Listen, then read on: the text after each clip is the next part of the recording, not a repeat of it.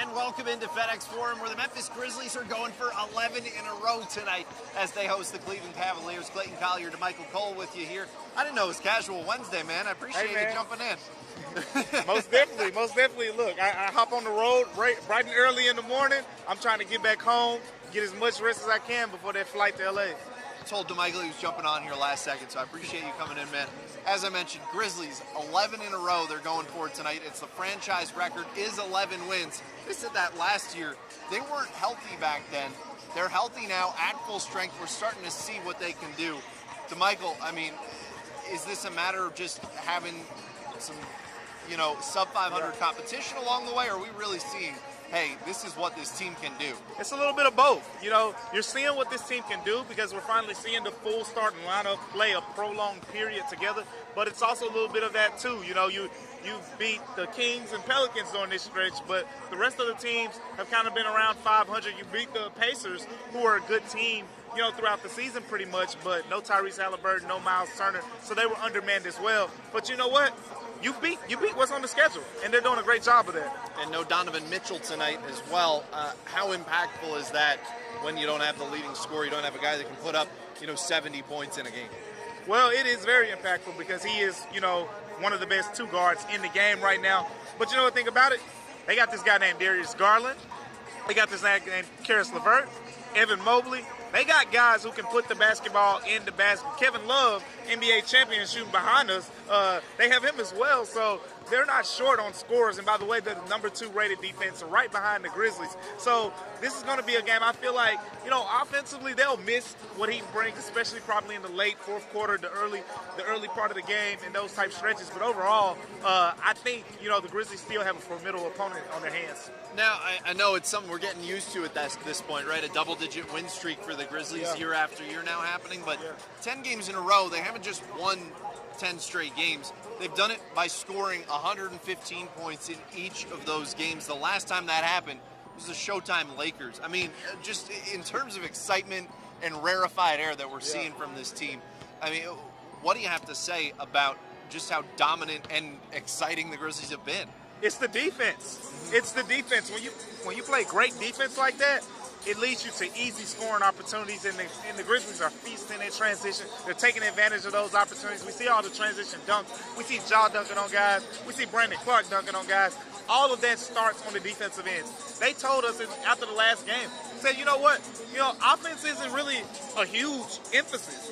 And they don't mean that in, the literal sense. Yeah. It's just that defense is so much of the focus around here that offense kind of takes the back seat to that. And that's how they like to play. When the defense is, forcing turnovers, getting those easy transition baskets, they're flourishing on the offensive end. But you know what?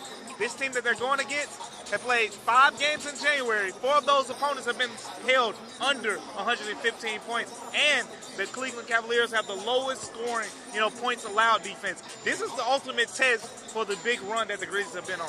Yeah, point differential, both the Grizzlies and the Cavs are top 3 in the league right now.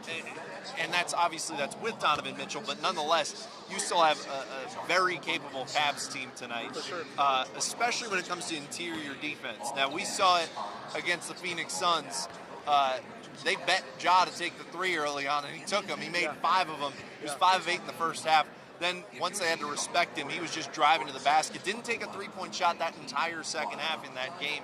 How much tape and how much of that strategy do you think the Cavs paid attention to see how that worked versus the Suns? Yeah, see, but the thing with the Cavs is their personnel is better equipped to do that than the Suns personnel. The Suns had, DeAndre Ayton inside, who Ja went at a couple times. He's a decent shot blocker, but he's not, Jared Allen or Evan Mobley. And then same thing, with Dario Saric, not really the most nimble-footed, most athletic power forward. It's a big difference between Mobley and Saric. So, again, we were just talking to J.B. Bickerstaff, former Grizzlies coach and current Cavs coach. And you know what he was saying? He was saying that the Grizzlies' strengths are what they pride themselves on the defensive end. They try to take you away from scoring in the paint. The Grizzlies are one of the best teams at scoring in the paint over the past 4 seasons. They've been the best team since Ja Morant entered the league at scoring in the paint. So it's strength versus strength. You have Evan Mobley, you have Jaren Allen, one of the biggest front courts in the NBA right now. So it's going to be a lot of size down there that you got to maneuver through. And you're right, Ja's going to have to knock down some shots. Desmond Bane's going to have to knock down some shots. Dillon Brooks is going to have to knock down some shots. The guys off the bench. Taylor Jenkins even said it before the game. He said basically the three-point opportunities are going to be there. It's up to the Grizzlies to capitalize on those opportunities and open things up inside so they can have a big, successful night. It's been about 3.5, almost 4 years since JB Bickerstaff was removed as the head coach for the Grizzlies. This is a situation where it just worked out for everybody. You have Taylor Jenkins here having a ton of success with the Grizzlies. JB Bickerstaff now goes over to Cleveland, finding success there. Now he's got Donovan Mitchell, to be able to work with. We don't always see that in the NBA. So, this feels like a cordial return for him every time. It worked out overall. It's cool, right? Yeah.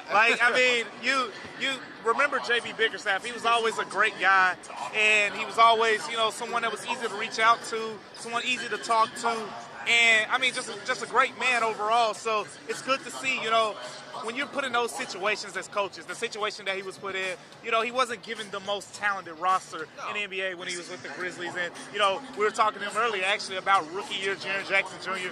He's proud of the progress he's made. He's proud of the progress Dillon Brooks has made. Those are the only 2 players left from when he coached here. So that just tells you how much this roster had to be revamped to have this much success. Everyone else is gone. Those are the only 2 players left, but it's great to see him having this success. Obviously, the next year, Zach Kleiman, Taylor Jenkins, that whole group comes in, and the whole Grizzlies culture has been shifted. And like you said, feel-good story for everyone, and both these teams are flourishing and doing really well.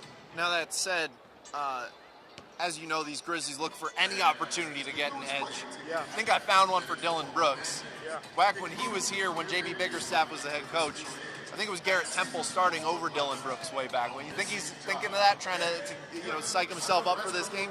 He's wild enough to. He's the type of guy that'll come in his head. He doesn't take care. It personally. Not to mention the fact that you started some games as a second-round rookie. Who cares about that? You had me on the bench over Garrett Temple. He probably is the type of guy that's thinking about that. Dillon Brooks always tries. But you know what else? He's probably pissed off about. He's probably not too happy that Donovan Mitchell isn't playing. He's not going to be that type of guy that's going to be, feeling relief when a star is out. Dillon Brooks looks forward to those matchups, but you know what? Get a chance to guard Darius Garland. That's a good substitute, I think. It feels like we've been seeing a lot of that for the Grizzlies lately, that they're missing a lot of the stars tonight. Donovan Mitchell, obviously they still haven't seen Devin Booker yet this year, or Jamal Murray. Yep. Is that a theme? I know we're seeing a lot of resting, a lot of, ticky-tack injuries across the league, but, is that more than just coincidence? I think it's pure coincidence, but it is something that's been happening a lot with the Grizzlies. Brandon Ingram, remember, he missed the last game against the Pelicans, and then the second game against the Pelicans, he got hurt in the first half, and I think C.J. McCollum missed that game. And if you go back to the first game against the Pelicans, Zion Williamson didn't play when C.J. and Brandon. Yeah. So they haven't had the full trio against the Pelicans in any of those games. And then you mentioned the other teams, right? Denver without Jamal Murray, the Suns without Devin Booker. So we haven't seen them, even the Warriors game, right? No Steph Curry, in that game. So we haven't seen them play those top-tier Western Conference teams and say, hey, you're best against our best. Because you can make the same argument for the Grizzlies. They played a lot of these teams early in the season without Jaren Jackson Jr. And then when he got back, they played a lot of teams without Desmond Bain. So specifically that Denver game. And then, when they played the Suns and the Warriors, Desmond Bain was just getting back. So you can go, the argument goes both ways. That's why I think I said it to someone earlier that, the Grizzlies they're not giving out sympathy points here because it's midway through the season and we're just now talking about the Grizzlies having their full lineup. Well, DaMichael, I believe Cavs were 7.5-point underdogs going into this one. What are you taking? We're going to go with the under on this one. I think this is a tightly fought game. I think it's a defensive game. The Grizzlies defense is going to be really good tonight. I think the Cavs defense will also be strong too. Ja Morant, all those guys are going to have to shoot the ball really well. And if they struggle to shoot the ball, I think it's going to come down to what type of defense wins this game in a low hundreds type scoring affair, possibly even in the 90s. But I say low hundreds because both of these teams do like to get up and down. So field goal percentage might not determine how successful these defenses are. Michael, always appreciate you joining us, man. Grizzlies and Cavs tipping off at 7 o'clock. We'll have all the action coming up in the 9:01 at 10 p.m. on ABC 24. Thanks so much for watching.